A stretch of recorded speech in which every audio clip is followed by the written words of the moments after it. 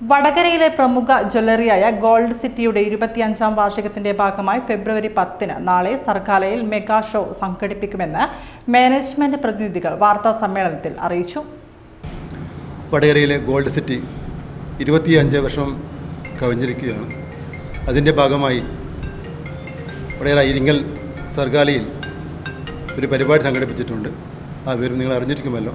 എങ്കിലും 10-ാം തീയതി കൃത്യം 5:30 മണിക്ക് പരിപാടി ആരംഭിക്കുന്ന വിവരം നിങ്ങളെ അറിയിക്കുക എന്ന. അവിടെ ഒരു മെഗാ ഷോ നടക്കുന്നുണ്ട്. ടി വിയിലെ കോമഡി സ്റ്റാർസാണ് അവതരിപ്പിക്കുന്നത്.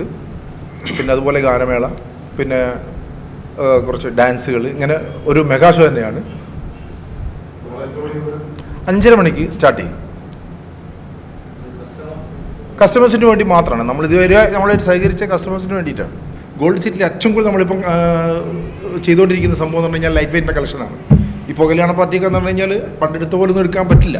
അപ്പോൾ ലൈറ്റ് വെയ്റ്റിൽ ഏറ്റവും നന്നായ രീതിയിൽ ചെയ്തിട്ട് കൊടുക്കുക.